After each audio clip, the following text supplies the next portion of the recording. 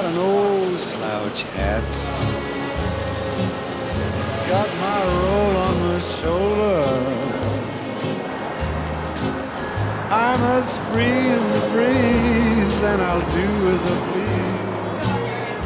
please, just a bummer. Folks, this is Bob the Bum again, talking to you right here on Bum Television. You have to improvise. Sometimes the most unlikely places are your ATM. By finding coinage, abandoned coinage, in various machines such as the parking meters or news racks. It didn't work that time, but it often does work.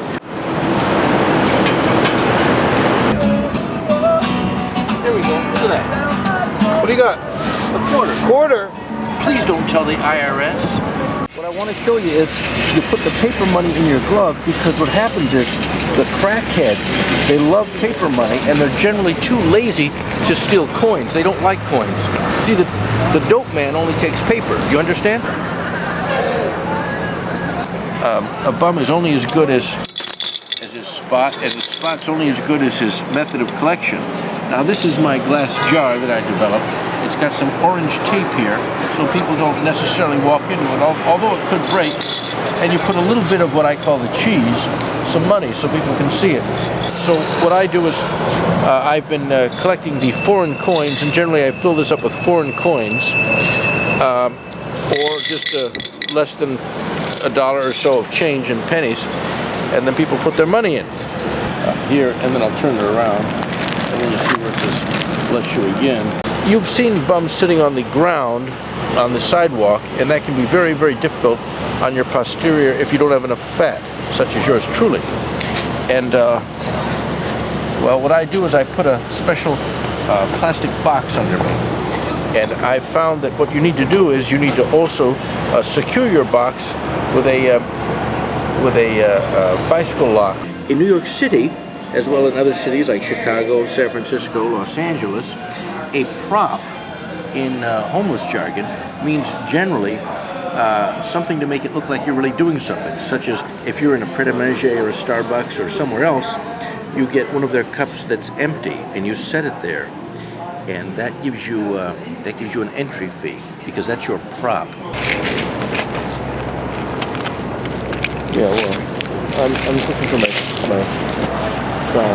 say an army travels on its stomach, well, a tramp travels on his feet. And what you need to do is have a pair of clean socks, at least every 7 to 10 days. And you also need some very inexpensive medication. But it's very interesting, though. It's an exercise in psychology. And when people see you do something that normally they would do in the privacy of their own bathroom, and you're doing it in public, it's quite an interesting thing to see how various individuals from various cultures and economic and ethnic backgrounds react to it. This crazy drunken guy just stopped as he was walking, turned around and said to me, "I'm thinking about punching you in your face." And so I said to him, "Well, I believe you." And then I took out this canister of this substance that you're not supposed to spray at people in New York City, because technically it's illegal. And so I sprayed him in the face with this. I'm going to reenact something that there was a homeless guy that told me that he did this.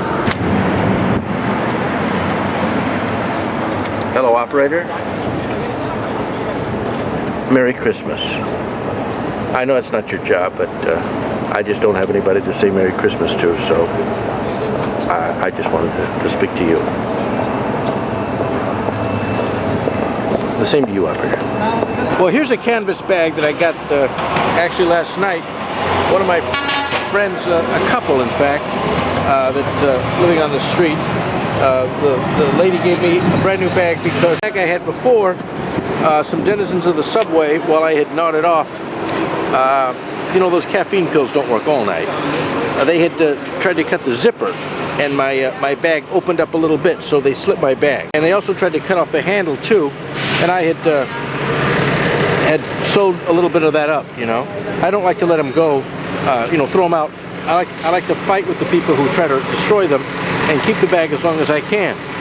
So anyway, in this bag of mine, I got my business here, which is my jar. It's a glass jar. And then I got, you know, some of these scarves for when it's cold. And I got an extra hat, and I got my my pharmacy department. I threw out a bunch of empty vitamin bottles the other day because it's important to go through your stuff and consolidate things. Sometimes I put one type of medication or vitamin into a bag with other stuff, and then I have these special wet wipes. Use your imagination on that one. And this is a Spider-Man wet wipe. You ever meet Spider-Man and he's got diarrhea? And then I got some Blistex. That's in case I meet Britney Spears, I'll be ready. And then there's Dial soap. You know, if I need to wash myself, I got to go, you know, where nobody will see me, like in a bathroom at certain places. But you can't go in there the whole time, so you do a little bit of your body here and a little bit of your body there. So it might take you 2 days to wash your complete body, you know, unless you're really short. But you don't spend too much time in the bathroom because you don't want people to know what you're doing. And then I've got this empty bottle here. What I do with this here is I put coffee in there and I carry it with me. And but if I'm stuck somewhere and I have to pee, I'll use it for that, but then I won't drink out of it later. You know what I mean? This is my emergency tie, because if I'm going to fall asleep somewhere like Starbucks, it's always good to have a tie on, because if you fall asleep with a tie, they go, "Are you all right, sir?" If you don't have a tie, they go, "Hey, you got to go." Anyway, I must bid you good evening. I have a dinner engagement. See you later.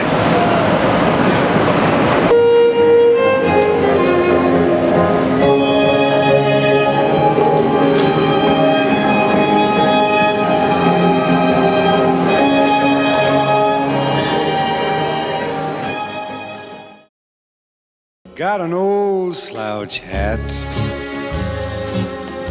got my roll on my shoulder. I'm as free as a breeze, and I'll do as I please, just a bumming around.